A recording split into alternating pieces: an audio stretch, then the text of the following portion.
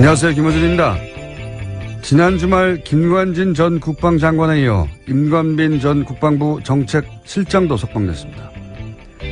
김관진 전 장관이 구속적부심 청구한 이후 조중동을 필두로 한 보수 매체에서 김관진은 북한이 가장 무서워하는 참 군인이라는 바보 같은 논리를 서로 복사해가며 반복했었죠. 구속적부심으로 석방될 리가 없는데 왜 이렇게까지 구명기사를 쓰나 했었습니다. 아니었습니다. 그들은 그들의 파트를 열심히 수행하고 있었던 거죠. 몇몇 매체는 이 석방을 법원과 검찰의 갈등이라는 프레임으로 보도합니다.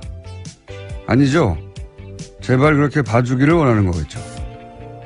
군이 군의 기밀 조직을 통해 대선에 개입한 사건이자 전직 대통령과 직접 연결되는 사건의 핵심 책임자들을 그냥 풀어준 겁니다. 이 사건은 검찰과 법원의 법리가 부딪힌 게 아니라 법을 통해 세우려는 새로운 질서와 그 새로운 작동을 막아선 과거 세력의 힘이 부딪힌 거죠.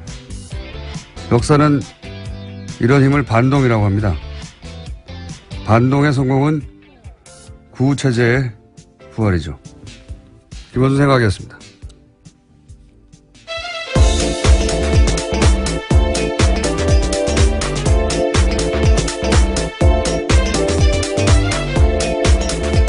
시사인의 김은지입니다. 네. 아주 주말 사이에 재밌는 뉴스가 많이 나왔습니다. 네, 뉴스가 정말 많았습니다.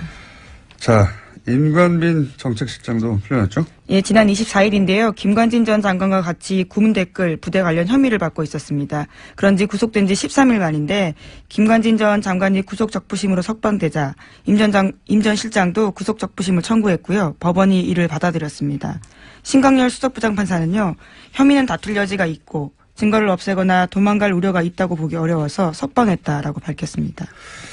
이게 말이 안 되는지는 저희가 잠시 후 일부에서 이정열 전 부장판사 오늘은 직접 수준에 나옵니다. 네, 나와서 자세히 다루기로 하고 되돌아보니까 딱딱 맞아 떨어져요. 그러니까 구속적부심 청구부터 이상한 거죠, 이게. 예. 법적으로 변한 게 아무것도 없는데 그럼 청구 자체를 안 하는데 안 되니까 청구를 합니다.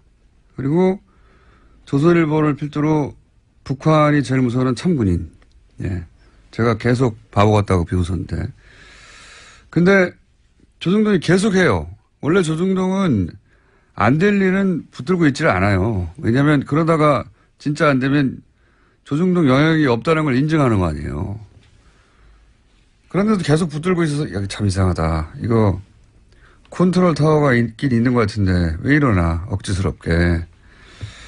설마 구속적부심으로? 에이 설마. 그런데 그 양승태 전 대법원장이 직접 꽂았다고 하는 신광열 판사가 그 어려운 걸 해냈죠. 예. 그러면서 또 기사가 나옵니다. 김관진은 청구할 생각이 없었는데 변호사가 하자고 해서 참군이니까 직접 하자고 할 수는 없잖아요. 그리고 또 이어서 상관이 풀려났는데 당연히 부하도 석방돼야 또 청구합니다. 이런 기사가 나오고. 그리고 나서는 이제 주말에는 검찰과 법원의 갈등 이런 프레임이 나왔죠. 하루 종일 포털탑에. 왜 이런 일이 벌어졌냐. 검찰과 법원이 갈등해서 그렇다는 거예요. 그렇게 봐주길 원하는 거죠. 그 다음 포털의 메인은 신광열 판사에 대한 비난 여론이 있었잖아요. 예. 뭐 인터넷에도 그렇고. 여당에서도 그런 비판이 예. 있었습니다. 그러자 신 부장판사를 적폐로 매도한다. 처단 선동하고 있다. 신상털이, 유언비어, 가짜뉴스, 인신공격, 사법부 독립을 침해한다. 뭐 이런 그 비판을 이렇게 몰아가죠. 그리고 이런 비난에도 불구하고 신광열 부장판사는 석방을 결정했다. 부당한 여론 압력에 굴하지 않고 할 일을 했다. 이런 뉘앙스 기사가 또 나오고. 그리고 댓글 부대가 요즘 기승입니다. 아주 딱딱 맞아떨어져요. 그런 일이 벌어졌어요. 이건 그냥 단일 사건이 아니라, 예, 저는, MB의 반격, 예, 구체제의 반격이라고 봅니다. 반동이라고 하죠, 이런 걸. 잠시 후에 다루기로 하겠고, 그러자 전병헌 수석도 기각이 됐죠? 영장이? 네, 지난 25일 새벽인데요. 영장 기각됐습니다. 검찰은 롯데홈쇼핑이 방송 재승인을 대가로 전 전 수석이 명예회장으로 있던 한국 e스포츠협회에 3억 원을 후원했다라고 봤는데요. 이에 대해서 서울중앙지법 강부영 부장판사는 범행 가당 여부와 범위에 대한 다툴 여지가 있다면서 구속의 필요성을 인정하기 어렵다라고 밝혔습니다. 또 관련 자료가 대부분 수집돼서 증거인멸과 도주 우려가 크지 않다라고 설명했습니다. 저는 전병헌 전 수석은 MB가 살렸다 그렇게 봅니다. 김관진, 임관빈 석방하다 보니까 형평을 맞추려고 이렇게 된 것이다. 재청구하겠죠. 재청구하면 영장이 발부될 가능성이 높다. 저는 그렇게 보고요. 또 관련 뉴스가 많으니까 쭉쭉 이어가 보죠. 네, 적폐 사건의 핵심 피해자들이 잇따라서 검찰 소환도 거부하고 있는데요. 박근혜 정부 국정원에서 특수활동비 1억 원을 받은 혐의를 사고 있는 최경환 자유한국당 의원이 내일로 예정된 검찰 조사에 불응하겠다라고 밝혔습니다. 공정하지 못한 수사에는 협조하기 어렵다라는 건데요. 현역 국회의원에게는 불체포 특권이 있습니다. 그렇기 때문에 국회 본회의 표결에서 재적 의원 과반수 출석과 출석 의원 과반수 찬성이 나와야지만 체포가 가능한 상황입니다. 뿐만 아니라 김병찬 서울 용산경찰서장도 검찰의 요구에 출석해달라는 검찰의 요구에 응하지 않고 있는데요. 지난 25일 출석이 예정돼 있었습니다. 하지만 시간이 더 필요하다라면서 검찰의 의사를 전달했다고 하는데요. 김병찬 서장 같은 경우에는 2012년에 댓글 사건 관련해서 국정원과 수시로 통화해서 정보를 줬다라는 혐의를 받고 있습니다. 그러니까 이제 김관진, 임관빈부터 반동이라고 제가 표현했는데 반동의 기운이 아주 과거 인사들 다들 안 나오려고 하는 거죠 지금. 최경환 의원도 안 나오려고 그러고. 그리고 이 의원 원유철 의원 또 사실은 대상이 수사 대상입니다. 대상이 돼 있고 그리고 경찰도 안 나오려고 그래요. 용산 경찰서장 김병찬 다들 안 나오려고 하고 있습니다. 네, 여긴 이미 25일 출석이었는데요. 나오지 않았습니다. 지금 이렇게 한 사람 김관진 임관빈이 풀려난 거 이외에도 전체적으로 다 이런 거대한 움직임이 있다 현재. 긴장이 필요하다. 제가 보기엔 다시 한번 큰 싸움이 시작되려고 한다. 저는 그렇게 봅니다. 다음 뉴스는요. 네, 박근혜 정부 국정원이 검찰의 댓글 수사를 막기 위해서 청와대에 SOS를 보낸 적이 있다라는 이야기도 나왔는데요. 과거 이야기입니다. 핵심 인력을 교체하려고 하는 등 수사팀에 와해시키려고 했던 정황이 드러났다라는 겁니다.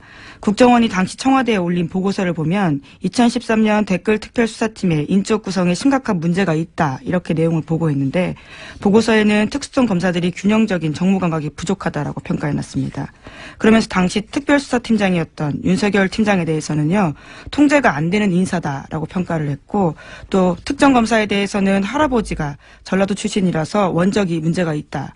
또 특정 다른 검사는 대학 시절에 학생운동을 했다라면서 소위 건전 성향 법조인으로 수사팀을 바꿔야 한다라는 이야기를 제안했다라고 합니다. 윤석열 팀장은 통제가 안 된다. 통제가 안 되죠. 그때도 와해시키려고 했고. 네, 2013년입니다. 실제로 그때 그래서 윤지검장 같은 경우에는요, 결과적으로 쫓겨나는 상황이 됐었습니다. 윤지검장만 쫓겨났나요? 최동욱 총장도요. 검찰총장 자체를 날려버렸는데요. 자, 그리고 지금도 사실은, 그런 일이 벌어지고 있는 셈입니다. 본격적으로. 전체 흐름이 그렇다는 거, 자, 다음 수는요.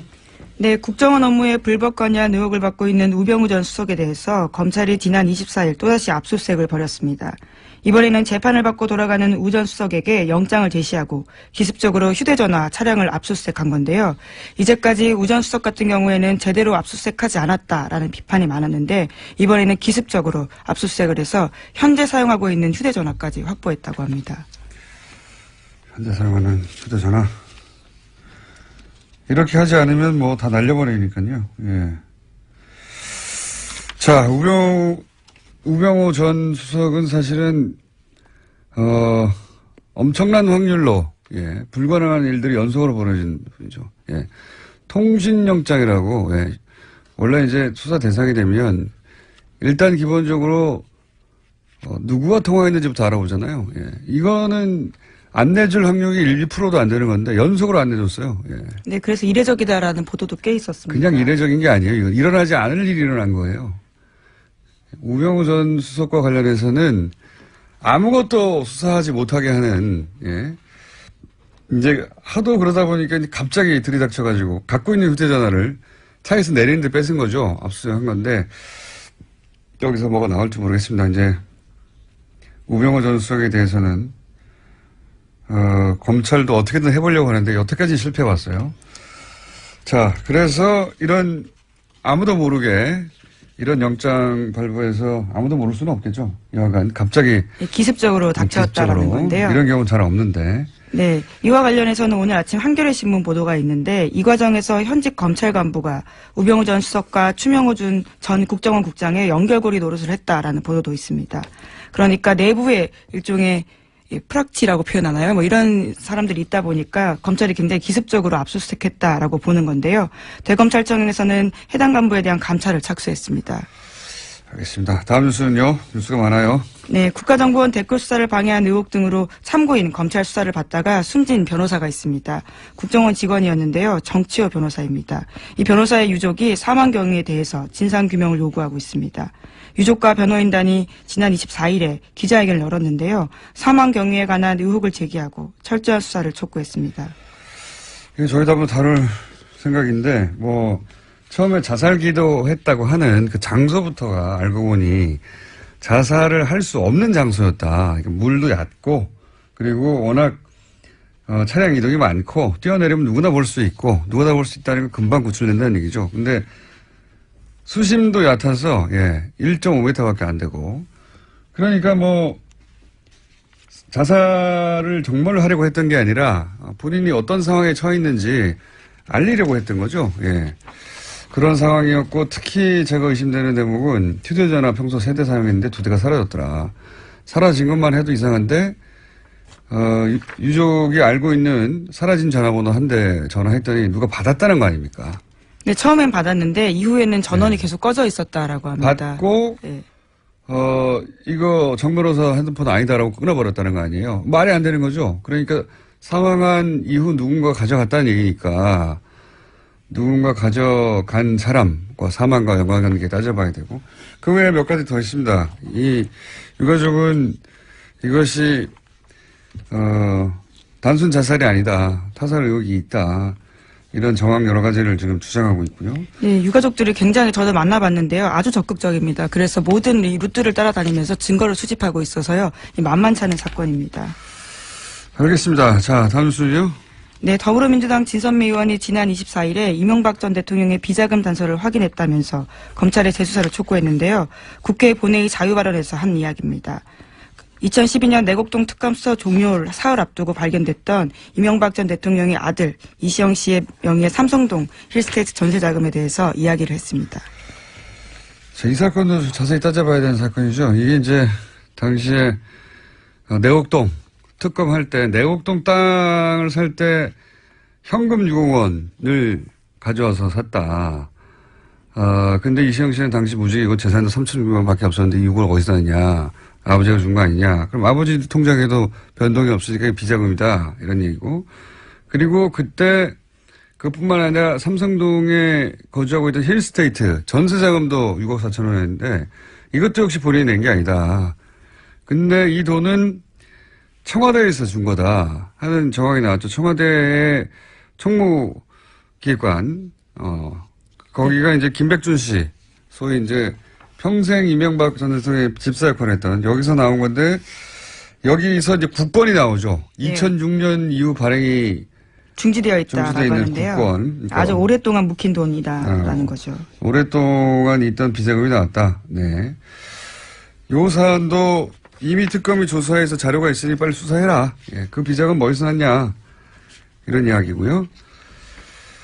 자, 또 하나가 이제 정유라 씨. 그 소위 이제 제가 이게 새로운 뭔가 기운이 있다 이거. 정말 진짜 전쟁이 새로 시작된 거 아니냐 이런 얘기를 했는데 정유라 씨 집에 40대 이모 씨가 침입을 했어요. 네, 강도가 침입했는데요. 지난 25일에 발생한 일입니다. 현장에서 붙잡힌 강도 같은 경우에는요. 처음에 정유라 씨와 금전거래가 있다라고 했다가 말을 바꿨습니다. 카드빚 2,400만 원 때문에 범행을 저질렀다라고 하는데요. 경찰은 강도 행각의 무게를 두고 이 씨에 대해서 강도 상해 혐의로 구속영장을 신청했습니다. 저는 이 사건을 굉장히 이상하다고 봅니다. 단순 강도라고 보기엔. 더군다나 계속 얘기하지만 기운이 이상하잖아요, 요즘. 예. 그래서 요 사안 취재 중인 이게 좀 이상하군요. 주진우 기자 저희가 미디어로 잠깐 연결해 보겠습니다. 주진우 기자. 안녕하십니까. 네. 방금 전까지 전화기가 꺼져 있어가지고 저희 제작진이 난리가 났었어요. 네, 인지 일어났습니다. 자, 이모 씨가 조사 초기에는 경찰에 정유라 씨하고 돈 문제가 있다고 했다가 나중에는 그게 아니고 카드빚 2,400 갚기 위해서 강도했다 이렇게 번복했는데 이게 단순 강도로 보기에는 이상한 점부터 일단 짚어보면 어떻겠습니까?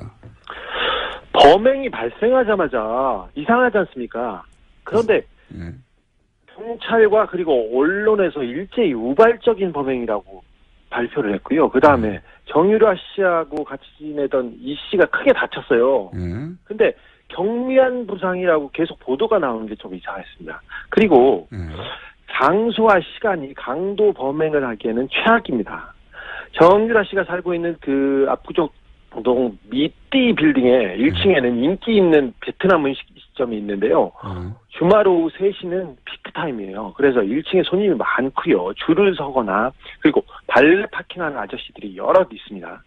그리고 그래서 누군가 고함만 질러도 그냥 바로 검거될 수 있는 그런 환경인데 일주일 이상 그 강도 범행을 도모한 사람이 찾기에는 너무 그 멍청한 선택이었습니다. 일단 기본적으로 오후 3시 사람이 드글드글하는 곳에 대낮에 강도를 하러 간다는 게 이상하고 그리고 이게 이제 강도라는 건 침입이 목적이 아니라 돈을 뺏어서 도주가 목적이에요. 도주객이 예, 도주객이 수립이 돼야 되는데 침입할 때부터 이미 수위 아저씨하고 마주쳤다는 것은 얼굴이 다 노출되는 거잖아요. 그죠? 네, 이게 도주하기에는 굉장히 어려운 그 빌딩이에요. 정유라 씨 집은 지하 1층하고 1층에서 출입구에 그 카드를 이렇게 대고 올라가야 되는데요. 지하 1층에서 1층에 저기 경비 아저씨가 있어요. 아까 말했듯이 1층에는 발레 아저씨들이 덩치 큰 아저씨들이 많습니다, 거기에. 근데 그래서 지하 1층에 가서 택배 왔어요. 그리고 경비원을 일단 협박해가지고요. 인터폰을 하게 하고 이 경비 아저씨를 묶고 이렇게 올라가는데 여기까지는 치밀합니다. 그 가짜 총과 칼까지도 그 준비한 걸 보면 여기까지는 총도 준비했어요? 아니 칼을 준비했다? 칼과 가짜 총도 있었어요. 가짜 총도 있었어요? 네네. 근데 그렇게 묶어놓고 거기 준비까지는 치밀했는데 그리고 지하로 올라간다는 것까지 알았어요. 이건 쉽지 않은데 그걸 보고 올라갔는데 도주 생각은 아예 없었다고 봅니다. 그 건물 내부에 CCTV도 있었을 거 아닙니까? CCTV 이 집 많습니다. 많습니다. 그래서 근데 그 이미 올라가면서 자기가 노출될 것을 알고 있었다고도 봐도 무방합니다. 그러니까요. 원래 이제 도망가는 계획을 못 세우면 아예 들어가지도 않는 건데, 자, 그렇게 실제로 집에 들어가서 좀 경찰 발표는 금품을 요구했다고 하는데, 실제 금품을 요구했답니까, 들어가서? 아니요, 돈을 요구하지도 않았고요.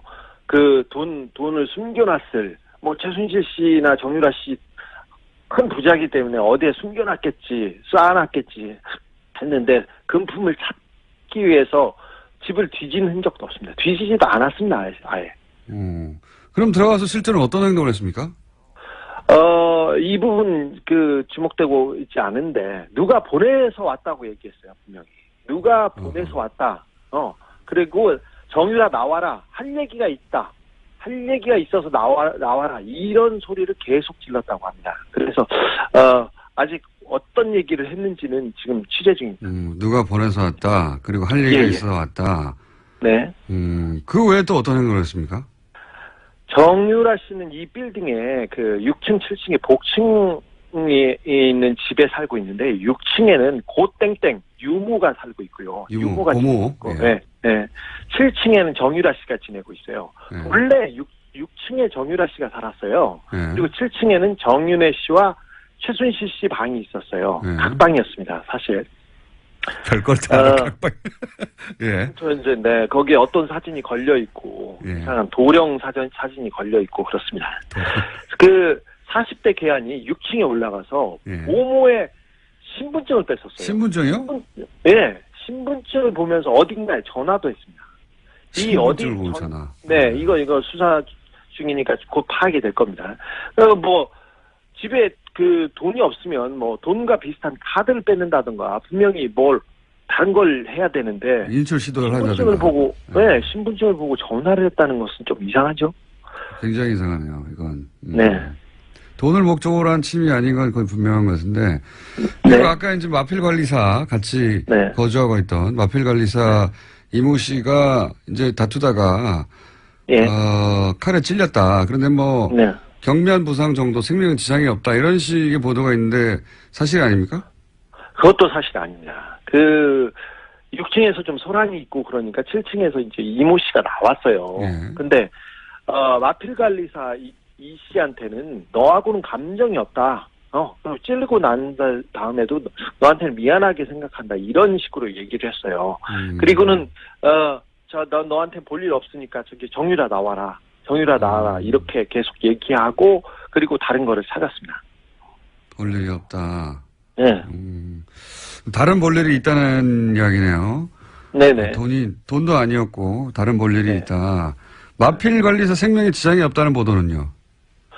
이것도 좀 수상한데요. 그 칼이 굉장히 깊숙이 한 번에 쑥 들어갔습니다. 거의 전문가 소행이라고 볼 수 있을 정도의 상처라고 저는 들었어요. 그래서 병원에도 확인해 봤는데 몇 센치만 옆으로 갔으면 그 심장을 관통해서 사람 바로 죽을 수도 있었어요. 그래서 단순한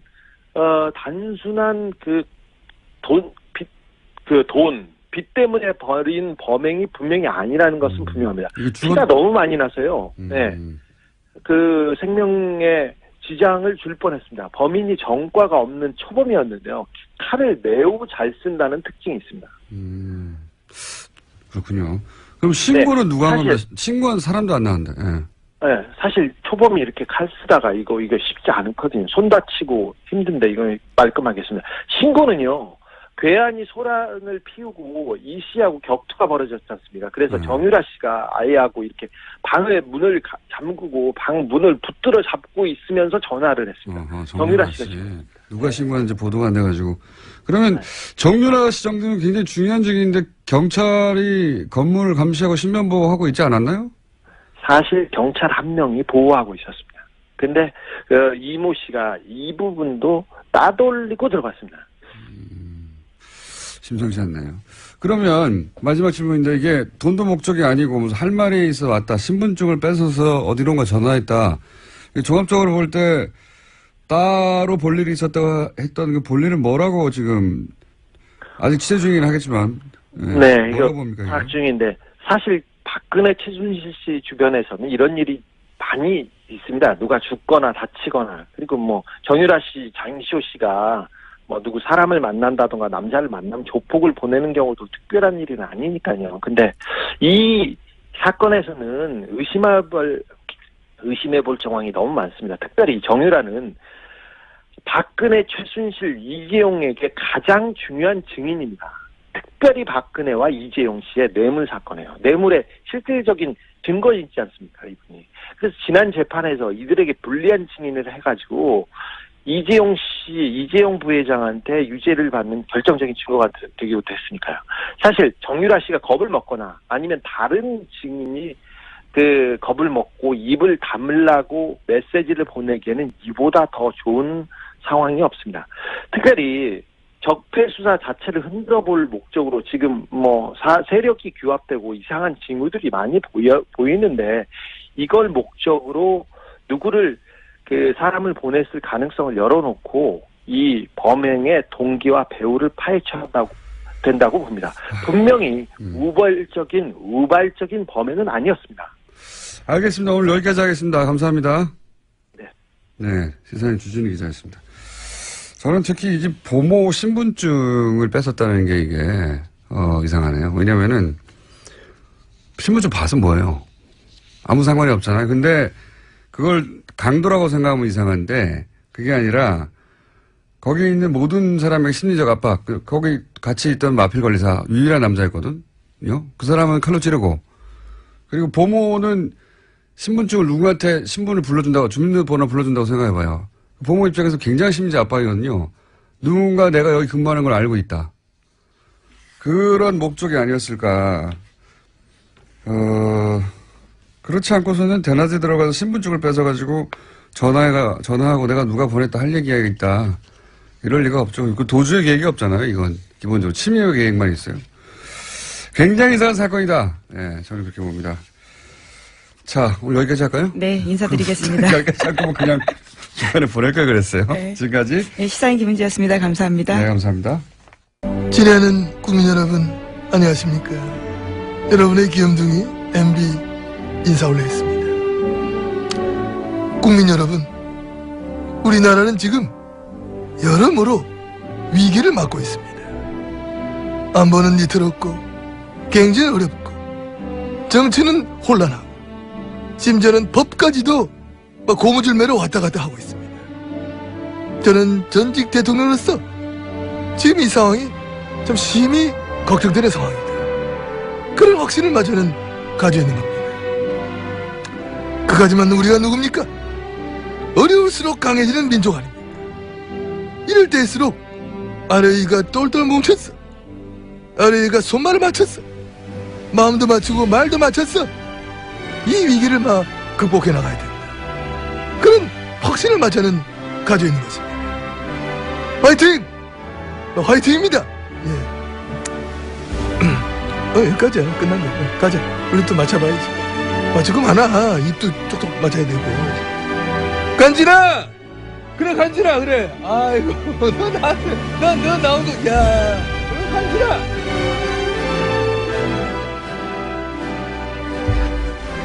자, 오늘 건 약간 실패인 것 같죠? 김관진 전 장관, 임관빈 전 실장 모두 석방이 됐습니다. 이 사건 저희가 뉴스공장 전속 영장 해설 판사, 법무법인 동안의 변호사 아니고 사무장. 그리고 영장 전담 판사를 실제로 해본 경력을 가진 이정열 전 부장판사. 오늘은 스튜디오에 직접 나오셨습니다. 안녕하십니까? 네, 안녕하십니까. 아니, 어떻게 스튜디오에 직접 나오겠다고 하셨어요? 이게 저 처음에 공장장님도 서두에서 말씀하셨지만은 좀 이상합니다. 지금 상황이 되게 매우 이상한 예. 사람입니다. 매우. 예. 좀 엄중한 상황이 아닌가 싶어서 예. 제가 그렇게 영향력이 있거나 그런 사람은 아니지만 그래도 좀 알고 있는 건 좀 청취자님들께 전달을 해드려야 될 의무가 있지 않나 싶어서 청을 넣었는데 예. 또 여기 사실 출연하고 싶어 하시는 분들 되게 많으시잖아요. 되게 많습니다, 예. 사실. 예. 근데 그렇게 받아주셔가지고 너무 감사합니다. 쪽쪽 뽑으려고 그러는 거죠? 예. 준비되어 있습니다. 예. 예. 지난주에 저희가 잠깐 인터뷰를 했어요. 예. 잠깐 인터뷰 할 때, 이런 방식의 석방은 정말 드문 일이고, 네. 예. 구속 적부심으로 이제 석방이 된다 하더라도 보통은 이제 영장이 발부됐는데 그 이후에 합의가 됐다더라. 네. 혹은 새로운 유리한, 이제 구속된 사람에게 유리한 증거가 나왔다더라. 네. 그럴 경우에나 되는 건데, 지금 네. 아무 일도 없는데,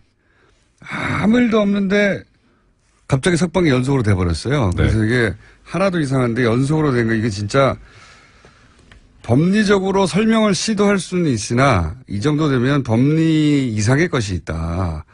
그러면서 이제, 형사수석 부장, 그 자리는 대법원장이 꼭 찍어서 발령한 자리인데, 대법원장이 꼭 찍어서 발령한 그 사람이 이 석방을, 어려운 석방, 불가능하다고 생각한 법조인들은 석방을 해냈기 때문에 그런 관점에서 이걸 좀 바라봐야 된다. 네네. 거기까지 하셨죠. 예, 그렇습니다. 예.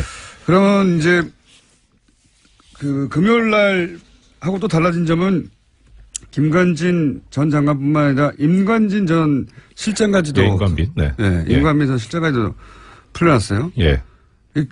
더더욱 이상한 거죠. 어마어마하게 이상한 거죠. 그렇죠. 예. 네. 이거 조금 전에 이제 공장장님 말씀하셨던 대로 구속적부심이 사정 변경이라고 하는데 유리한 유리하게 이제 변경이 된. 그 법조계에서는 사정 변경이라고 예, 합니까? 사정이 변경되었다는 거죠. 아무것도 아닌데 전문 용어처럼 쓰는군요. 예. 그렇죠. 사정이 변경된 거죠. 예. 예. 그러니까 사정 변경이 없는데 석방 결정을 하는, 그러니까 종전의 영장판사의 구속영장 발부 결정을 뒤집는 경우가 그렇게 흔하지가 않다는 말씀을 드렸는데, 더 이제 임관빈 전 실장 같은 경우에는 더 한 게, 두 사람 사이 석방 결정에 차이점이 하나 있지 않습니까? 돈 내고 나가라는 거죠. 그렇죠. 1,000만 원 보증금 내고. 예. 그래서 이게 사실 이런 제도가 제도 취지는 참 좋아요. 그래서 원래 그 구속을 하는 게 도주 우려가 있거나 증거인멸의 우려가 있을 경우에 하지 않습니까? 그런데 증거인멸의 우려가 없다면 그러면 도주 우려가 설령 있다고 하더라도 돈을 내게 해서 나중에 이제 도망가면 그 돈이 몰수가 되니까. 돈 날릴 걱정 그렇죠. 때문에 못 도망가게 하네. 그러니까요. 근데 1,000만 원 때문에 도망 안 가나요? 좀 액수도 적긴 한데 뭐 그건 지금 별 문제고. 뭐 한 10억 정도 걸었으면 모르겠어요. 그러니까요. 예. 뭐 하여튼. 근데 왜 이렇게 뭐랄까요? 구차해 보이는 1,000만 원 때문에 도망 안 갈 리도 없는데 무슨 1,000만 원 걸고 풀어줬지? 이거 왜 그런 겁니까? 그러니까 일단 제 생각에는 이건 추측인데 당초에 김관진 전 장관에 대한 석방까지는 염두에 뒀던 것 같아요. 예. 그런데 그 다음에 이제 임관빈 전 실장이 또 청구를 하니까 그냥 그림상으로는 사실 상급자가 나갔는데 하급자를 구금해둔다는 게 이상하잖아요. 예. 지시를 한 사람도 나갔는데. 그렇죠. 그러니까 형평상 풀긴 풀어야 되겠는데 그런데 이제 김관진 전 실장하고 김관진 전 장관하고 임관빈 실장 차이가 뭐냐면 혐의가 정치 관여 부분은 서로 지금 뭐 공통이 돼 있는데 임관빈 전 실장 같은 경우는 뇌물 부분이 있어요. 뇌물 부분. 예. 그러니까 사실 이건 풀기가 어려워요. 더 어렵다. 더 어려워요. 그 다음에 뭐 다른 시간에 기회가 되면 혹시 말씀드릴 수 있을지 모르겠지만 김관진 전 실장 같은 경우에는 법리적으로 무죄다라는 주장을 변호인이 했거든요. 예. 근데 그 주장이 이제 뭐 틀린 주장이긴 하지만 무슨 얘기를 했냐면은 국무위원이기 때문에 무죄다 이런 주장을 했어요. 국무위원이니까 정치 관여할 수 있다. 그렇죠. 한마디로 말하면. 네. 그런데 임관빈 전 실장 국무위원도 아니거든요. 그러니까 석방의 논리 자체가 아예 없다. 그렇죠. 예. 그래서 거기 결정을 보면 뭐라고 돼 있냐면 일부 혐의에 대한 다툼의 여지가 있다 이렇게 나오거든요. 근데 일부 혐의가 뭔지를 모르겠어요. 정치 관여를 얘기하는 건지 아니면은 뇌물수수를 얘기하는 건지. 그러니까 워낙 풀어줄 명분이 없으니까. 그럼 돈 내고 나가라. 그렇죠. 하는 제도를 활용했다. 예. 근데 사실 이게 조금 전에 말씀드렸던 대로 제도의 취지는 좋은데 이 유전무죄 무전유죄가 될 수 있거든요. 그렇죠. 그런데 그러기에도 액수도 너무 작아요. 네, 그건 그래요. 그래서 판사들 같은 경우에 이런 제도가 있긴 하지만 우리나라 실상에서는 이거 안 맞는다 해서 잘 안 쓰거든요. 근데 그것까지 이제 쓴 거예요. 그러니까. 하다 안 되니까. 그러니까, 야, 이거 좀 너무한 거 아니냐. 꼭 풀어주고 싶었네요. 꼭 풀어줘야만 했겠죠. 정말로 꼭 풀어주기 위해서 그렇다고 이제 그 수석 부장판사 아무나 되는 게 아니지 않습니까? 그렇습니다. 실력은 좋은 거잖아요. 실력 있어야죠. 그러니까 온갖 끌어다 땡길 수 있는 거는 다 박박 끌어 쓴 거군요. 이게. 그렇죠. 그리고 게다가 실력도 실력이지만 지금 신광열 수석 같은 경우에는 제 기억에 아마 2012년 9월에 고등부장 승진한 걸로 알고 있어요. 그러니까 지금 거의 5년 넘었잖아요. 고참이에요. 고등부장으로서도 좀 있으면 이제 법원장 될 사람인 거예요. 그러니까 실력도 실력이지만 경험도 상당히 경륜도 풍부한 분이죠. 그러니까 이제 저 구석에 있어서 아무도 안 쓰는 것까지 갖다 쓴 거죠. 그만큼 이 법을 아는 사람들이 내부적으로 보기엔 야 이렇게까지 해서 풀어주나 이런 사안이라는 거죠. 그렇죠. 예. 그렇게 해서 풀어줬습니다. 예. 풀어줬는데 여기서 이제 한 가지 정도만 따져볼까요? 뭐 법리를 따질 이유가 없다고 하셨는데 말이 안 돼서. 방어권 보장 위해서 풀어줬다고 했잖아요. 김관진 전 장관. 이게 왜 말이 안 되는 겁니까?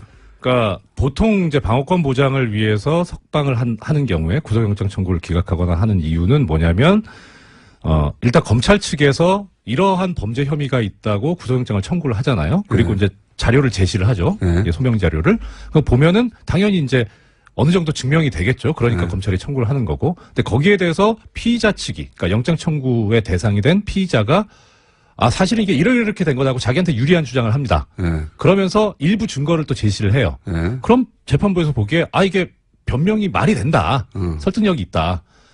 그 설득력이 있는데 이걸 뒷받침하려면 조금 더 증거를 수집해야 되는데 구금을 해놓으면 구속을 해놓으면 사실 제일 증거를 잘 알고 있는 사람은 피의자 본인이잖아요. 예. 그러니까 이렇게 구금을 해놓으면 검찰은 자유롭게 증거를 수집할 수 있는데 피의자는 구금이 돼가지고 자유롭게 증거를 수집할 수 없으니까 형평에 어긋난다 해서 방어권 보장을 해서 푼다는 거예요. 그러니까 예. 전제는 뭐냐면 증거 수집을 위해서 필요한 거죠. 그렇죠. 본인에게 유리한 증거.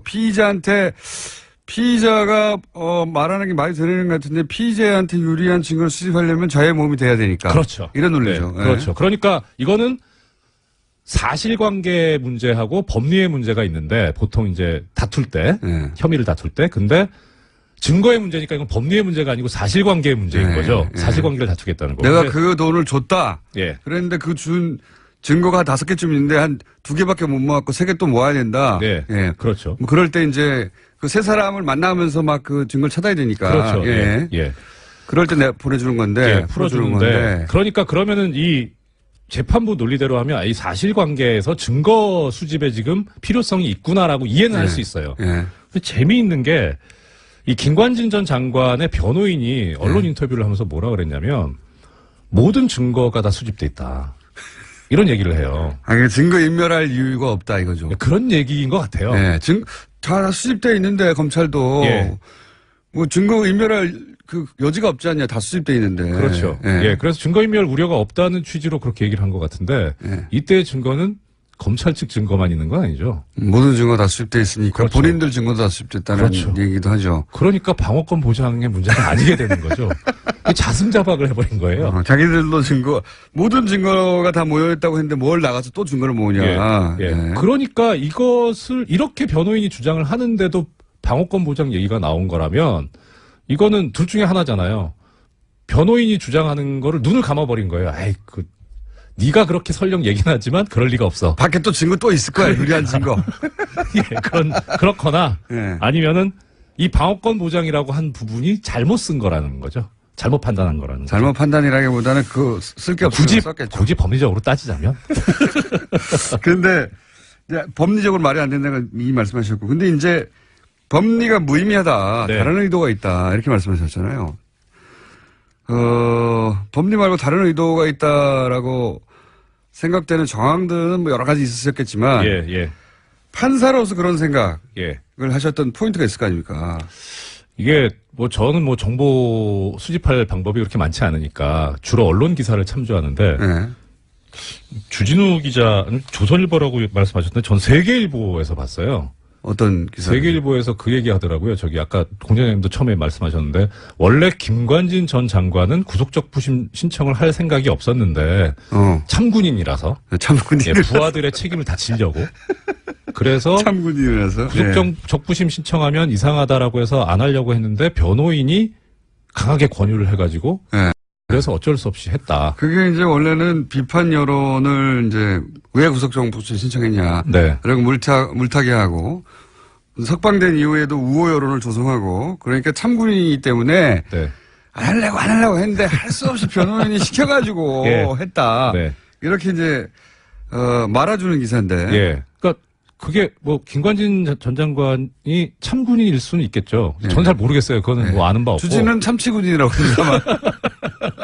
참 일단 정치군인이라고. 일단 법률계 쪽에서 보자면 변호인이 얘기한 게 좀 눈길이 가는 거예요. 네, 법조인의 관점에서 보자면 네. 변호인이. 그러니까 의뢰인이 나는 적부심 신청 안 하고 싶은데라고 했는데 변호인이 주장해가지고 적부심 신청했다는 기사대로라면. 거예요. 예. 법무법인 발언이라고. 발언이죠. 예. 예. 그 유명한 BBK를 담당했던. 그렇죠. 그 대표 변호사. 이명박 전 대통령과 아주 밀접한 관련이 있는. 예. 이명박 전 대통령 시절에 비약적으로 발전한. 예. 네. 뭐 하여튼 그건 그렇고. 예, 하여튼 발언해서. 예. 그렇게 안 한다고 했는데 신청했다. 신청했어요. 그러면 보통 이제 일반적으로 전 변호사는 아니지만 보통 변호사가 의뢰인이 못 되신 거죠. 지금 사무장에 머물러 계신 거죠. 논점에서 벗어났습니다. 일반적으로 예. 의뢰인이 원하지 않는데 변호사가 하자고 하면 예. 나중에 안 되면 어떻게 합니까? 책임 때문에 못 합니다. 못하죠. 예, 원래. 그러니까 의뢰인이 하자고 해도 변호사가 보기에 이거 안 될 것 같은 보통 말립니다. 말리거든요.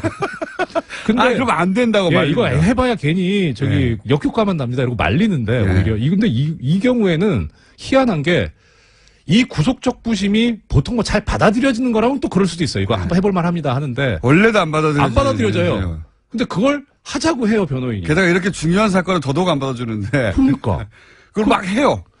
그러니까 이거 뭔가 이게 뭐 그런 소문도 들었어요. 법조계에서 이거 뭐 저는 농담이라고 생각하는데 신광열 부장하고 강훈 대표 변호사하고 둘이 통화 기록을 좀 까봐야 되는 거 아니냐.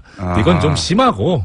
법무법인 발언하고 예. 신강렬 부장판사하고 서로 통화한 거 아니냐. 뭐 예. 이건 저는 아니라고 봅니다. 예, 그건 너무 예, 심한 것 같고. 그렇게 그런 방식 유치하게 하진 않았다고 봐요, 저는. 예. 근데 적어도 최소한 이거 청구하면 가능성이 있다. 예. 라고 하는 어떤 뭔가 상당한 근거를 가지고 있다는 뭔가 거죠. 시그널이 있었으니까 했겠죠. 그렇죠. 예. 그렇지 않으면은 뭐 법무법인 발언 측에서 그 책임을 감수하면서 뭐 하려고 하겠습니까? 변호사들은 대단히 보수적입니다. 이럴 때. 그렇죠. 안 되는 걸 했다가 괜히 손해날 일을 아마도 피의자가 하자고 해도 안 된다고 말리는 게 정상인데 네. 안 한다고 하는 걸 끝까지 하게 했다고 하면 믿는 구석이 있어요. 그러니까요. 믿는 구석. 그러니까 이건 좀 이상하다. 뭔가 있다. 그런 생각이 들어요. 그때부터 그러니까. 이상하다고 생각하셨군요. 예. 야, 이거는 안 될 일인데 왜 변호사들이 먼저 나서서 했단 말인가. 그러니까요. 게다가 이어서 또 임관빈 실장은 그런 기사가 나왔거든요. 중간에. 예. 아니 지시한 사람이 나갔으면 이제 그러면 부하도 나가야 되는 거 아니냐. 이걸 예. 이 기사의 톤은 너도 내가 해라. 예. 내가 싫지만 예. 신청해가지고 만약에 석방이 되면 그 석방을 근거로 부하도 풀려날 수 있지 않겠습니까? 라고 권유했다고. 그 얘기도 참군이. 나와요. 예, 그 참군이. 얘기도 기사에 나와요. 예. 그러니까 곧 임관빈도 신청하겠구나. 예. 두 사람을 풀어주는 논리를 그렇게 연결했구나 하고 예. 딱 눈치를 챌 수밖에 없는. 그렇죠. 그렇죠? 그 세계일보 그 기사가 저는 너무 마음에 들더라고요. 그래서 김관진 전 장관이 참군인이라고 쓴 논조인데 이거 뭔가 지금 얘기가 있었다는 소리고. 그러니까요.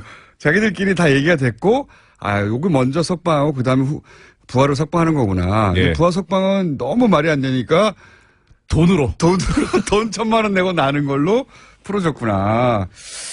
저는 신광열 부장판사의 성향만 막연히 믿고 변호사가 배팅했다고 보지는 않습니다. 그건 위험하죠, 사실. 예, 그건 말이 안 네. 되는 것 같고. 왜냐하면 조중동 매체들이 사전 여론 조성 작업부터 쭉 했잖아요. 참군인. 얼마나 많이 기사를 냈는지.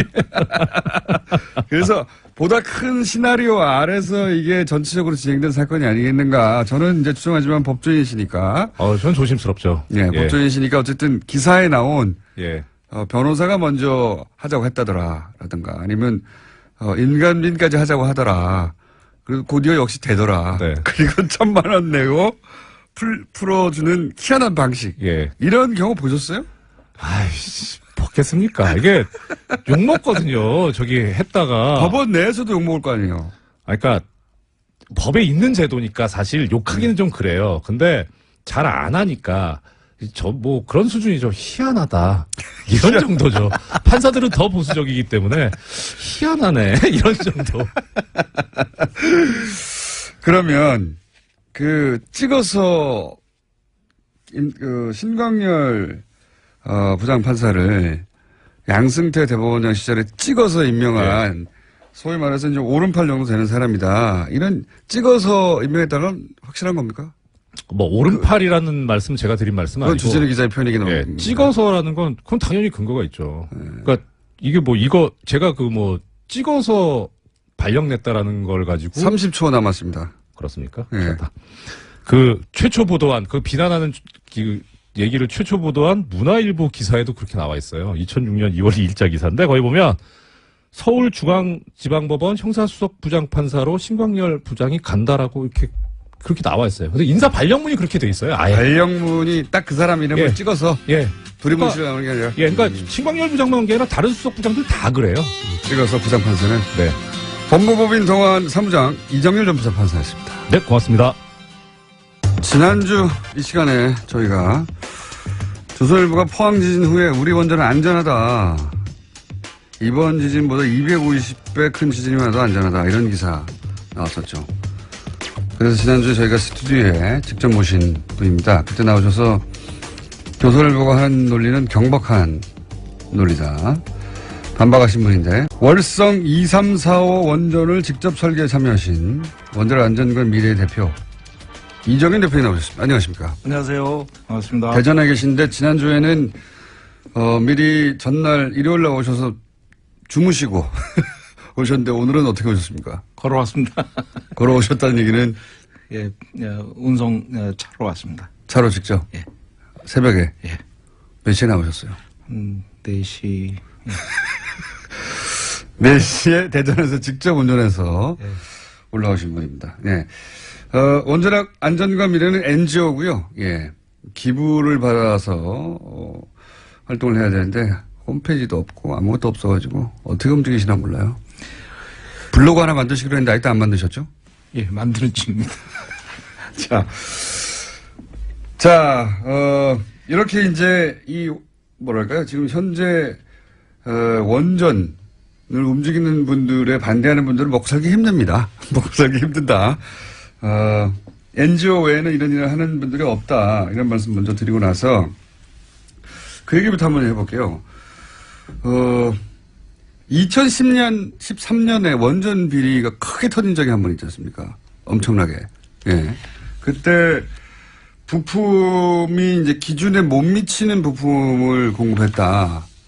근데 알고 봤더니 부품을 공급하는 곳과 부품을 검사하는 곳과 부품을 관리 감독하는 곳과 모두 다 한 통속으로 해먹었다. 이거 아니었습니까?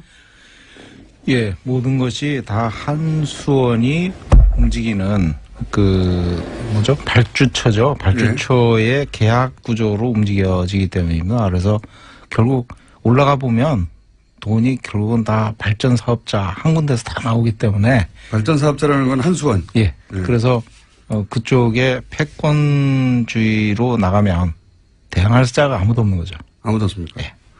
그러니까 지금 연구를 하기 위한 돈, 그리고 뭐 정비를 하기 위한 돈, 제작을 위한 돈, 뭐 품질 관리를 위한 돈, 공인 검사를 하는 돈, 다 한 군데 사는 겁니까? 다 거기서 돈이 나온다. 규제까지도 일부 돈이 나온다. 규제 검사까지도. 그러면 처음부터 끝까지 다 한 군데서 하면 누가 감시합니까? 감시를 결국은 우리나라는 알아서 자발적으로 잘할 것이다. 그런 주의입니다. 원전에 관한 한. 예. 원전에 관한 한 잘 하겠거니. 그러니까 왈가왈부하지 마라. 알아서 잘할 거다. 알아서 할 거다. 예, 믿어달라. 믿어달라. 그래서 그런 얘기가 나오지 않습니까? 이거 처음부터까지 다 해먹는 거니까 핵마피아 아니냐. 근데 그 업계에 계셨던 분으로서 직접 설계도 하셨던 분으로서 이 표현이 과합니까? 과하지 않은 것 같은데요. 왜냐하면 패권주의가 결국 마피아라는 같은 의미니까요. 같이 해먹는 거잖아요, 다. 아고라님은 적군입니다. 거기서는. 예. 오로지. 예. 그러니까 원전 건설에 도움이 되냐? 예. 아니면 뭔가 자꾸 시비를 거냐? 이렇게 딱 나눈다는 거죠. 예. 그러니까 네. 프로페셔널들이 결국 돈을 받고 일을 하는 사람들 아닙니까? 네. 명줄을 끊어버리는 거죠. 대표님은 명줄이 끊긴 상태고요. 몇 년 전에. 몇 년 전에 이미 끊긴 상태고요.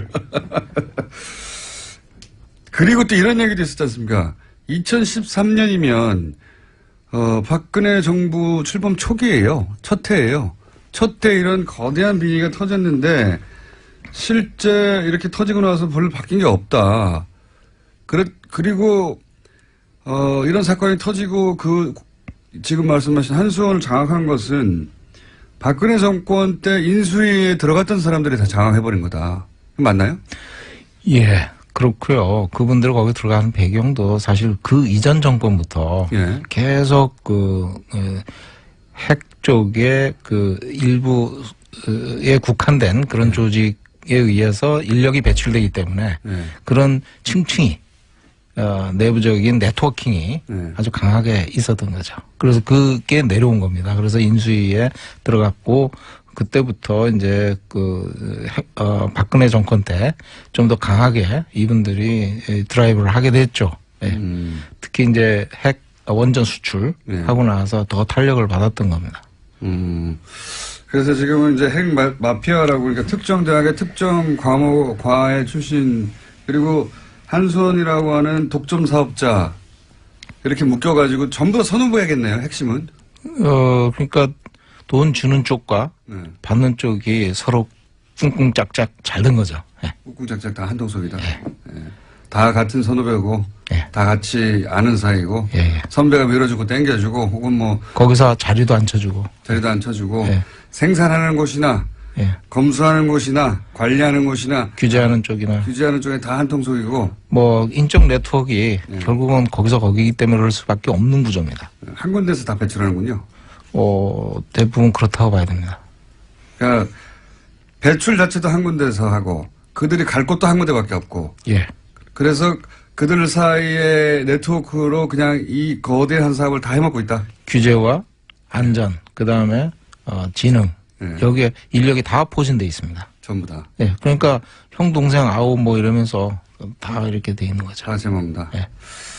뭐 그래도 건설이 잘 되고 안전도 보장되면 그래도 그나마 괜찮은데 지금 그게 그렇지 않다라고 지금 이제 여러 가지 사건들이 나오는데 이걸 근데 관리 감독하라고 원자력 안전위원회라는 게 있긴 있지 않습니까? 여기는 뭐 합니까? 원자력 안전위원회가 우리나라 유일한 법적 규제기관입니다. 그렇지만은 지능 중심으로 우리나라 원자력 산업이 구성돼 있다 보니까 이쪽에 인력과 예산이 턱없이 부족합니다. 지능 중심이라는 건 원전을 계속 짓자. 짓자 쪽으로 다 방향이 잡혀 있기 때문에 여기는 예산과 인력이 없다. 예산과 인력이 턱없이 외국에 비해서 굉장히 부족한 편이죠. 부족하다. 그러면 여기는 실제로는 규제를 못합니까 제대로? 대표적인 예가 다소기 문제가 있었거든요. 어떤 문제? 신고리 오륙 건설 때 인허가 심의 때 다소기 문제가 많이 대두됐습니다. 시민사회에서 제기를 많이 했고 그 가장 근본이 이제 후쿠시마 원전 사고가 1, 2, 3, 4호기 한 군데 밀집된 원전이 그대로 동시 사고가 일어난 거지 않습니까? 그래서 다수호기가 한 군데 밀집돼 있으면 안 된다. 그러니까 원전 다수호기라는 건 원전이 한 지역에 밀집돼 있으면 그게 큰 문제다. 그런데 후쿠시마 원전 사고 일어났을 때 그게 교훈으로 널리 전파가 됐거든요. IA에서도 계속 권고를 하고 있고. 서로 떨어뜨려라. 짓더라도. 그런데 작년 신고리 5, 6호기 건설을 들어갈 때 심의 때 최종 결정하는 과정에서 벌써 5년, 6년이 지났지 않습니까?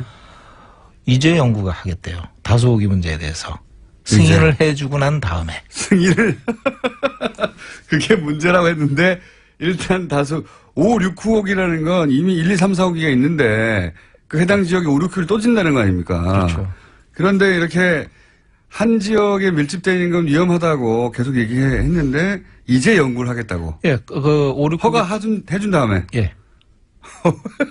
허가를 그 지역에 내주지 말아야 하는 건데 연구가 끝날 때까지. 다소호기 관점에서 우리가 진짜 안전위원회가 위험성을 고려해서 검토를 한다 그러면 보류를 하든지 했어야 됐습니다. 그러니까 다른 논리가 아니라 아직 다소호기에 대한 연구 자체가 안 돼 있기 때문에 제대로 우리나라에서는 그럼 애초에 원자력 안전위원회는 그런 거 하라고 있는 곳인데 그런 거 연구하고 규제해서 일단 보류했다가 이렇게 하면 되겠다는 결론이 나면 짓거나 말거나 해야 되는데 그거 없이 일단 짓기 시작하고 나서 앞으로 연구하겠다. 여기는 그럼 인력 구성은 어떻게 있습니까? 연구자들 중심인가요? 아니면 뭐 실무자들 중심인가요? 원자력 안전위원회가 이제 공무원들이 있고요. 공무원들이고. 그다음에 거기 안전 전문위원들은 이제 주로 교수들. 그다음에 이제 전문가들이 들어가 있습니다. 근데 이제 다 이렇게 서로 네트워크로 돼 있는 분들이죠. 그다음에 안전기술원이라고 또 별도의 조직이 있습니다. 거기는 이제 기술자 집단이거든요. 거기서 이제 지원을 하게 돼 있는데 거기서 어떤 결론을 내도 사실 원자력 안전위원회가 공무원 사회고 지시받고 뭐 움직이지 않아야 되는데 지능 중심으로 인력이 구성되다 보니까 뭐 말할 필요가 없는 거죠. 어떤 결론이 나더라도 항상 건설을 하는 쪽으로 결론이 난다는 거예요. 이 위원회에서는. 그래서 뭐 기술자 집단인 원자력 안전 기술원 그쪽에서 어떤 결론을 내면 그거의 독립성을 인정을 해줘야 되는데 자기네들이 검토 승인을 한다는 거예요. 그러니까 기술원이 어떤 결론을 내더라도 계속 짓는 쪽으로만 원자력위원회는 지금까지 그렇게 종합 해왔죠. 결론을 내왔기 때문에 예. 있으나 마나한 거 아닙니까 그러면 결국은 그렇게 된 거죠. 실제로는 예. 위원회라고 하는 장치는 존재하나 이 안전위원회가 정말로 규제기관으로서 역할을 한 적이 없다. 뭐 꼭 그렇지는 않습니다. 꼭 그렇지는 않고 있는 경우는 뭐가 있습니까? 뭐 나름대로 후쿠시마 후속 대책도 만들려고 노력을 했고요. 예. 뭐 여러 가지 그 사실 그 동안에 정보 공개도 안 됐었는데 네. 정보 공개법을 이제 개정을 해서 통과도 시키고 노력을 안 한다기보다는 이게 힘에 붙이는 거군요. 붙이는 거죠. 한수원에 비하자면 가장 중요한 게 원자력 안전위원회가 규제 지침을 우리나라 실정에 맞는 거를 만들어야 되거든요. 예. 근데 다소기에서 봤듯이 예. 그런 걸 못 해요. 그러니까 우리나라에 기준이 없는 거예요. 그러니까 후쿠시마 원전 사고가 나서 이렇게 큰 사고가 나가지고 이제 원자력 안전위원회가 우리나라에 맞는 규정을 만들려고 해도 우리나라 그 원자력 사업은 다 지능 중심. 네. 어떻게든지 원자를 계속 짓는 쪽으로 방향이 잡혀있기 때문에 예산과 인력도 부족하고 여기서 실질적인 규제를 못 만들어내서 유명무실하다. 예, 우리나라에 맞는 지침을 만들려면 시민사회와 소통을 하고 예. 대화를 해서 많은 국민들 우려하는 점이 뭔가를 확실히 감안을 해서 예. 규제 지침을 강화하든지 개정을 하든지 아니면 시민사회 소통을 해서 해결하든지 이렇게 가야 되는데 그런 활동이 하나도 없었던 거죠. 하나도 없으면 그냥 우리도 규제 기관에 있다 정도 수준이네요. 당국입니다, 그냥. 예, 공무원의 어떤 그 냄새나는 예. 권위적인 당국입니다, 그냥. 당군요? 당국. 당국. 예. 당국이 존재할 뿐이다. 예.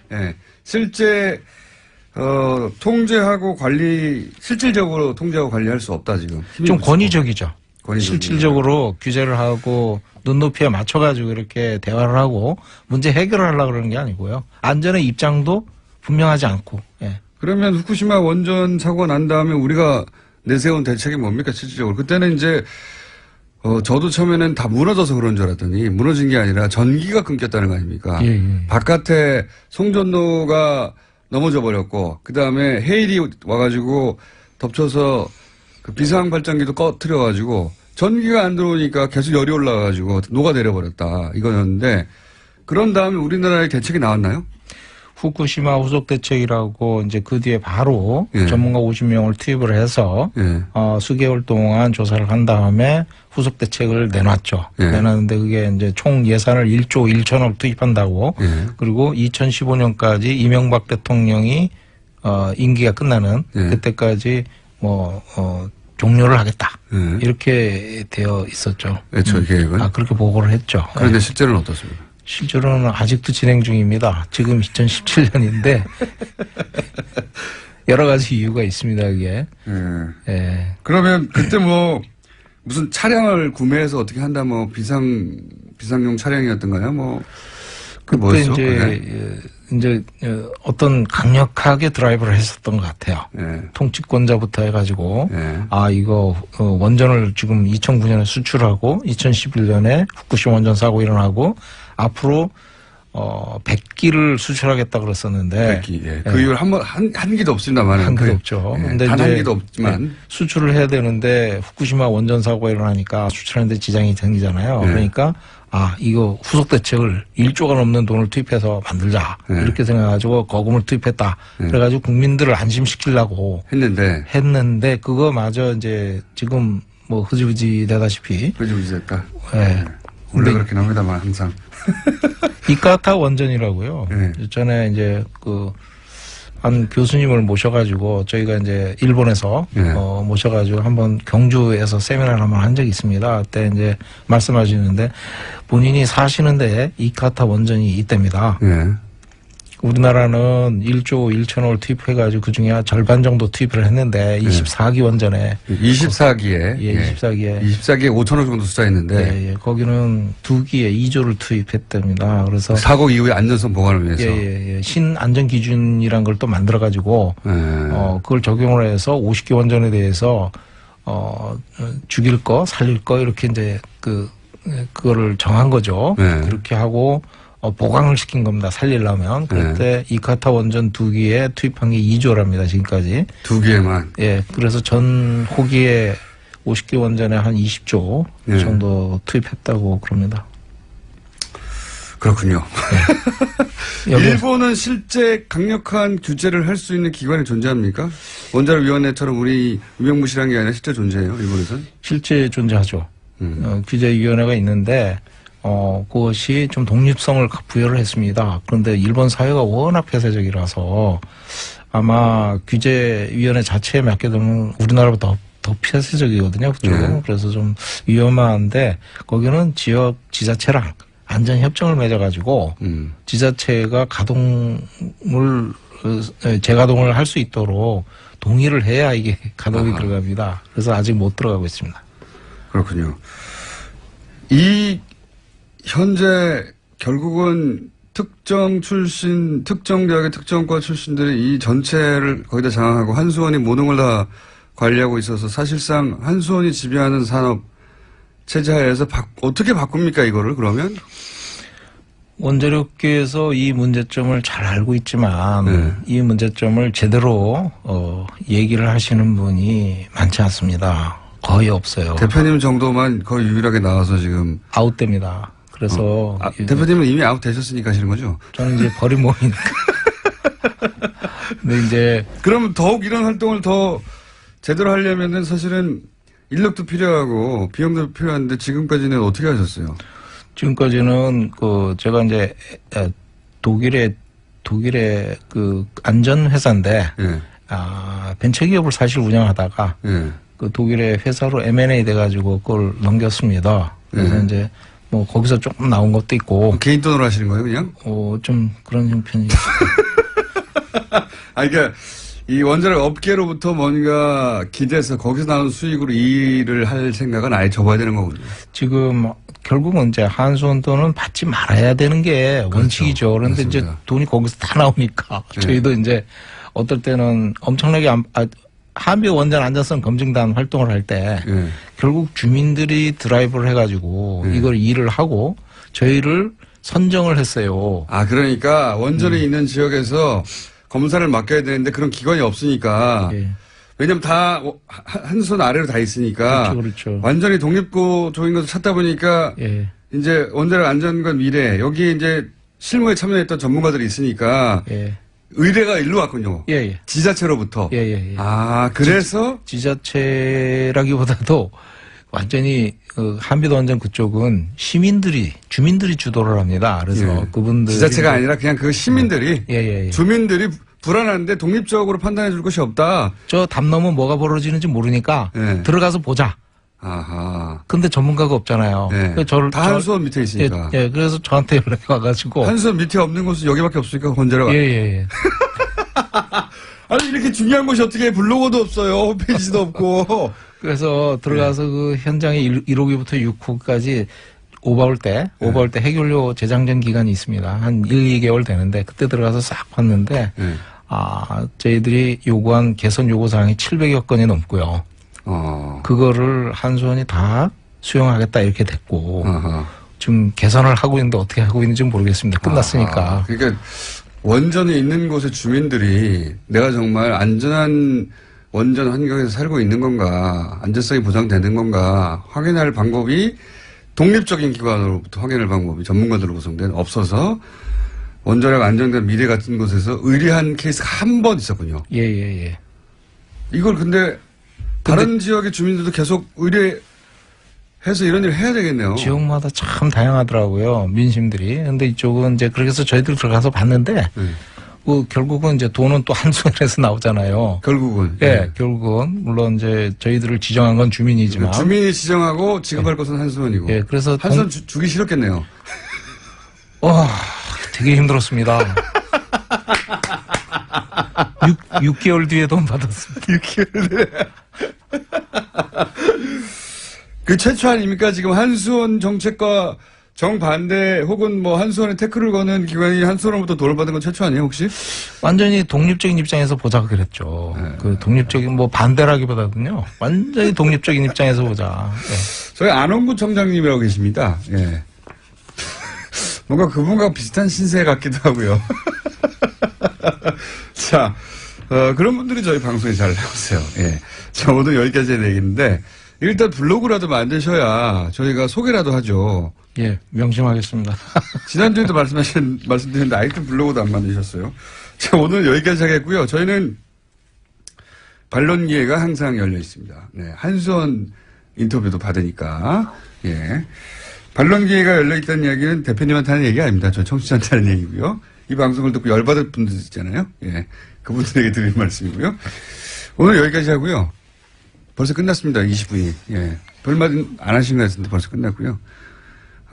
원자력 안전관 미래. 사람들이 찾아보고 싶어도 아무것도 없어, 인터넷에. 그러니까 제발 블로그라도 하나 만들어주시고, 다음 시간에 그럼 이 문제에 대해서 한 번 더 들어가 보고 싶습니다. 이 이야기를 할 수 있는 사람과 하고 있는 곳이 없어요.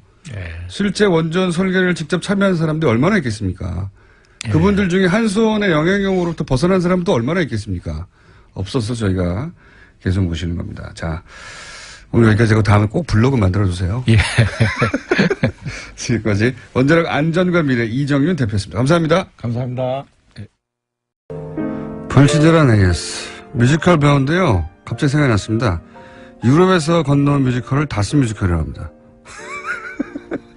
사실인지는 모르겠는데 그렇다고 하네요. 예.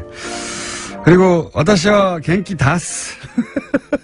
데스가 아니라 하와이 보내달라는 시그널을 바꿨습니다. 제가 3부 시작할 때 나오는. 하와이를 보내주셔야 할 분이 지금 딴 데로 가려고 그래가지고. 자, 이 뉴스는 저희가 공식화되면 말씀드리기로 하고, 신광열 판사는 2대 김경숙 학장, 암이 걸렸던 김경숙 학장도 기각을 했던 분인데, 다 풀어주시네요. 그리고 요 내용은 팩트체크가 아직 안 됐습니다만은, 어떤 분이 보내신 문자인데 소개할 만한 가치가 있어서 소개드립니다. 정윤아 씨가 경찰에 신고할 때 너무 침착하게 그리고 논리정연으로 신고를 해서 신고를 받고 출동한 친구가 제 친구인데 좀 이상하다고 생각을 했었다고 합니다. 네. 그러니까 강도가 들고 그리고 우당탕탕만 있었던 게 아니라 무슨 얘기가 오갔나 봅니다. 네.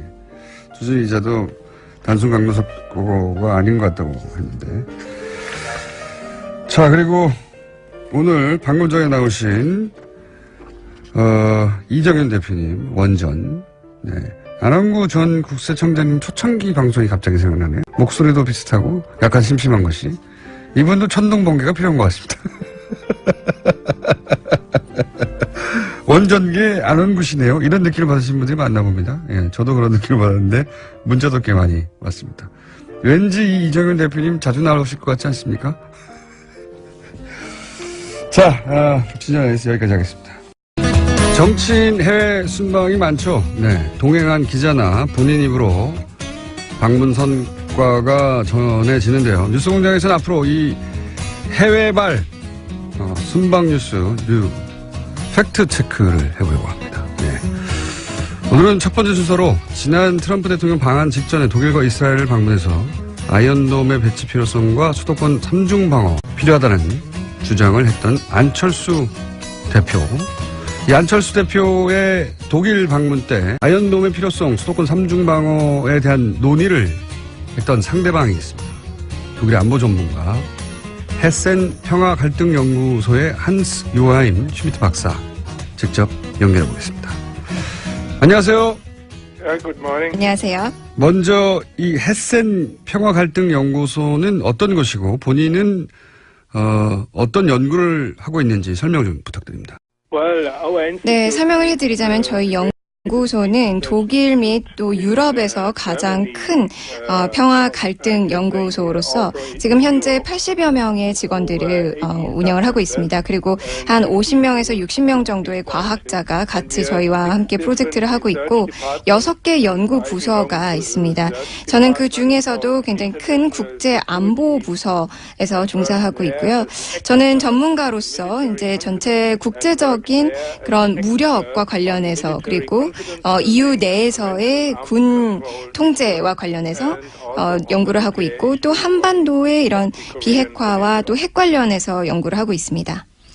그렇군요. 제가 듣기로도 이제 한반도 문제하고 핵 안보 분야 전문 수석 연구원으로 제가 알고 있었는데 그런 연구를 하시는 분이고 그런데 이제 한국에서 국민의당 안철수 대표가 지난 11월 4일 독일을 방문해서 프랑크푸르트 한 식당에서 만나 오찬을 한 것으로 보도가 됐습니다. 당시 만남이 어떻게 이루어진 거죠?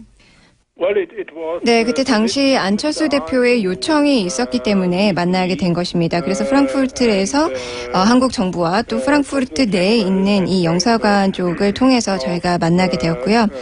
그때 당시에 안 대표는 안보와 관련해서 이제 질문들이 있고 또 같이 논의를 해보고자 하면서 만났었습니다. 그래서 이스라엘에 있는 아이언돔을 방문을 할 예정이었기 때문에 또 미사일 방어 체계에 대해서도 굉장히 궁금해했습니다. 국내 언론을 통해서 전해진 당시 안철수 대표의 발언 내용을 보면 수도권에 3중 방어망이 필요하고 그래서 이를 위해서 이스라엘 아이언돔 시스템 도입하는 게 좋겠다 이런 발언이 있었다고 하는데 이에 대해서 박사님은 어떻게 답변을 하셨는지.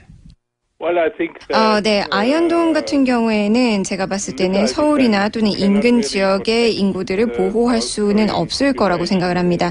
제 생각에는 이게 그저 뭔가 효과가 있다면 플라시보 효과 정도만 주지 않을까 생각을 하고요. 정치인들도 그걸 잘 알고 있다고 생각을 합니다. 그저 아이언돔이 주는 효과 같은 경우에는 제한적인 방어만 수도권 지역에게는 제공을 할 수 있다고 생각하고 만일에 북한이 아주 제한적으로 공격할 경우에만 도움이 되지 대대적인 공격일 경우에는 이게 오히려 문제가 될 수도 있다고 생각을 합니다. 결국에는 이런 아이언돔 같은 경우에는 큰 규모의 공격일 경우에는 방어가 전혀 되지 못하고 제한적인 방어만 제공을 할 수 있지 않을까 생각합니다. 안철수 대표를 만났을 당시에 그렇게 답변을 하셨습니까? 네, 제가 그렇게 안철수 대표에게도 설명을 했습니다. 사람들에게 심리적인 안정감만 가져다 주지 않을까라고 얘기를 했었고 정치인들도 그 부분들을 익히 알고 있을 것 같습니다. 그리고 이 아이언돔이라는 것 자체도 굉장히 비쌉니다. 게다가 3중이라는 말씀을 하셨는데 3중으로 하더라도 제한적인 방어만 제공을 하지 않을까 싶고 그 제한적이라는 의미에서도 아주 소규모 공격일 경우에만 도움이 될 것 같습니다. 결국에는 정치인들이 뭔가를 했다라고 보여줄 수 있는 이런 플라시보 효과이지 않을까 생각합니다.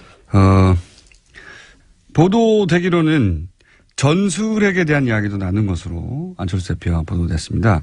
그날 전술핵에 대해서 안철수 대표는 어떤 주장을 했고 그리고 박사님은 이 한반도 전술핵 재배치에 대해서 어떻게 말씀을 하셨는지요?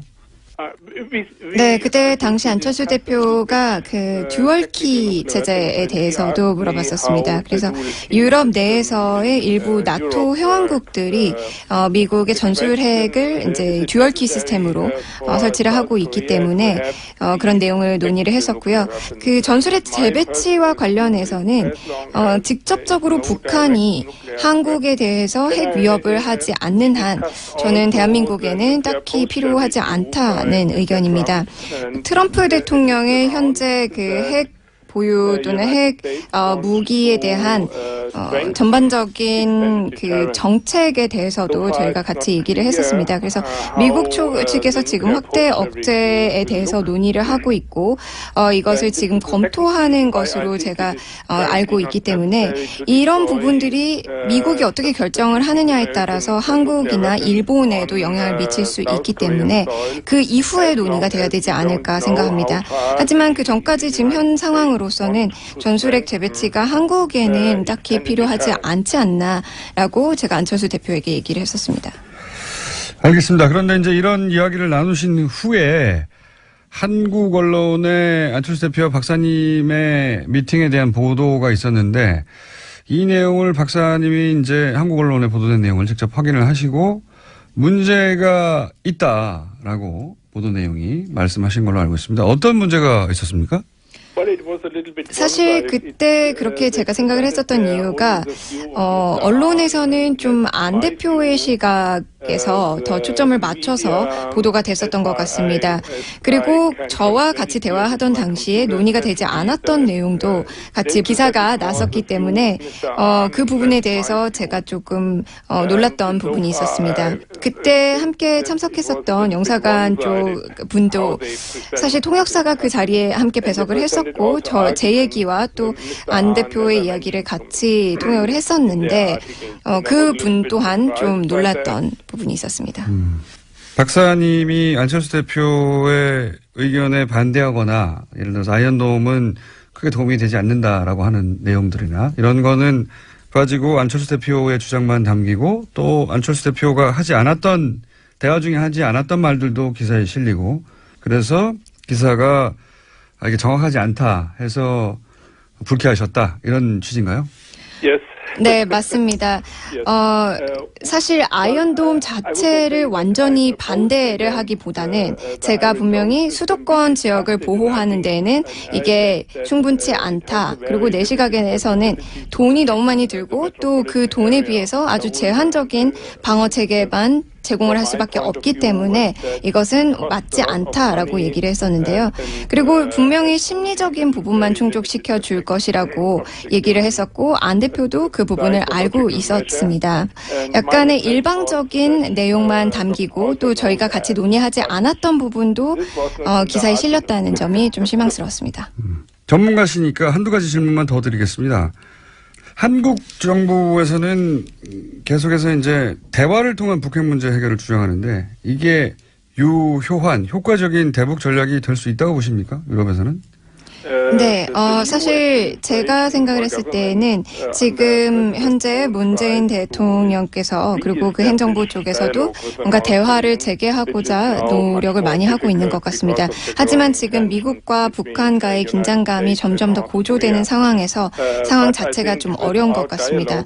대화가 없어서는 전혀 문제가 해결이 되지 않을 거라고 생각합니다. 압박과 제재가 있고 또 대화가 같이 있어야 뭔가 해결책이 나오고 또 거기에다가 같이 또 북한에게 제안을 해야 되는 부분들도 있을 것 같은데 아직은 압박과 제재만 있지 전혀 제안은 없는 것 같아 보입니다.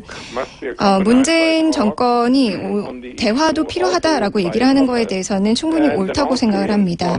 그래서 북한에게 새로 대화의 장으로 나올 수 있도록 뭔가 길을 보여줘야 하는 필요성도 있다고 생각하는데 지금 현재 미국 측도 그렇고 북한 측도 그렇고 대화를 원치 않은 것 같습니다.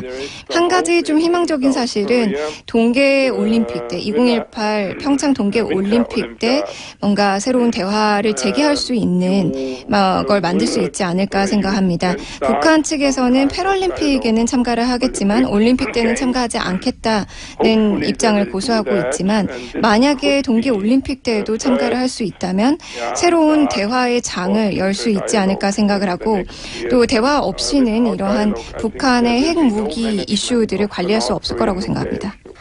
알겠습니다. 오늘 인터뷰 감사하고요. 또 뵐게요. 네, 감사합니다.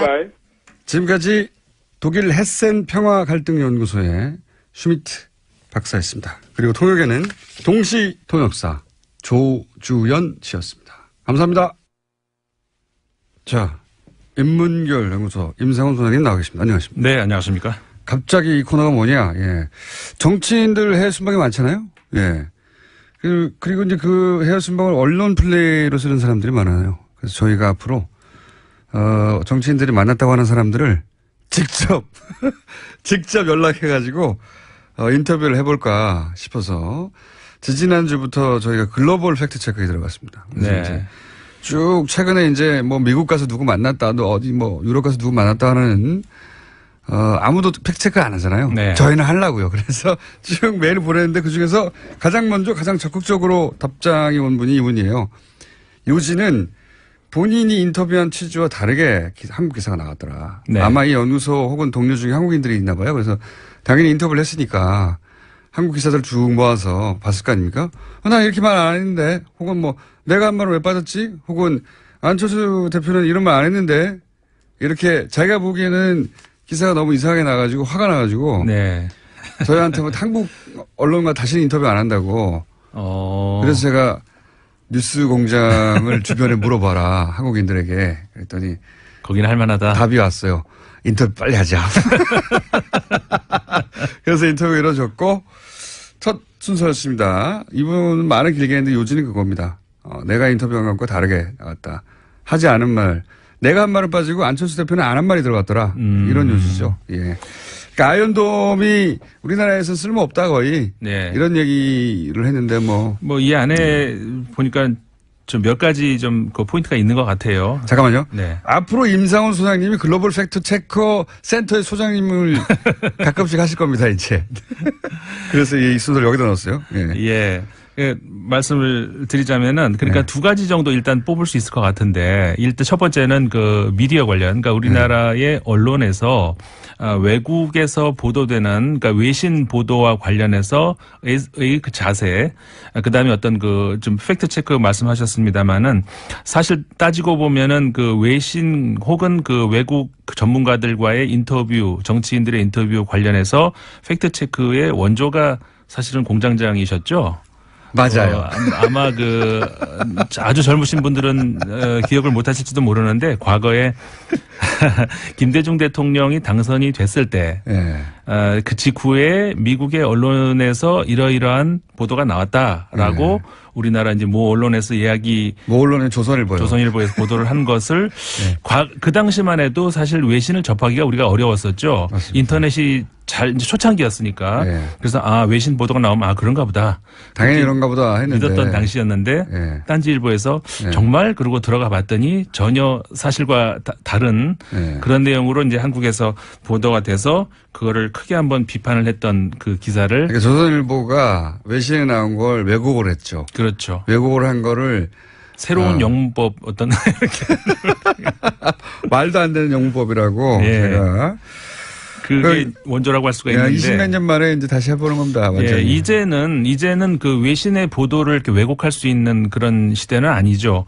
저도 그 다른 방송에서는 그 외신에 보도된 한국 소식들을 이렇게 전하고 있습니다만은 제가 이야기를 해도 누군가가 아무나 바로 그 체크 들어갈 수 있어요. 그렇죠. 저한테도 그 많은 전문가들이 문자가 옵니다.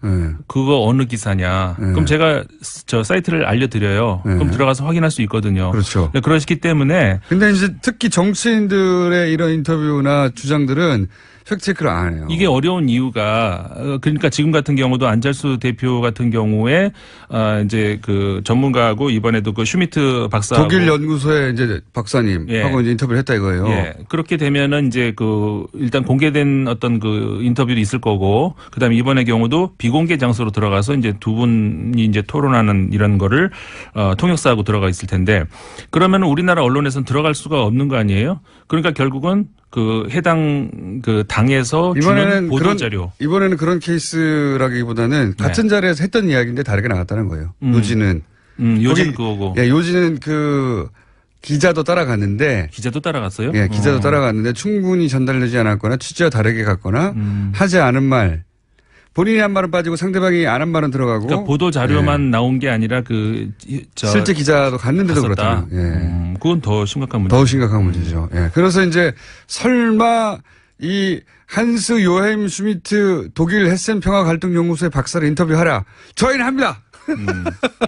그러니까 이건 굉장히 좋은 취지이신 것 같고 앞으로 이 체크는 이제 뭐 계속 해주셔야 될 것 같아요.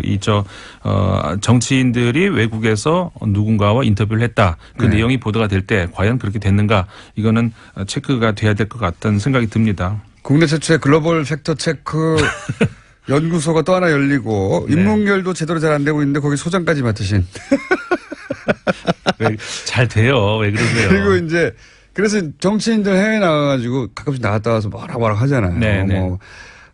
전술핵이 어쨌다느니 뭐 이런 거 다 체크할 겁니다. 정치인들이 외국에 나갔다 들어오실 때 가끔 이렇게 일종의 뭐랄까 이렇게 뭐 주사를 한 대씩 맞고 들어오시는 언론 그런 것 플레이 하죠. 같아요. 와가지고 뭐 큰일 하고 온 것처럼. 네. 앞으로 다 인터뷰 다 하겠다 다. 그리고 이 두 번째 문제가 이제 두 번째 문제는 할 수가 없습니다. 시간이 끝나서. 벌써요? 아. 임상훈 소장님이었습니다. 감사합니다. 네, 감사합니다. 안녕.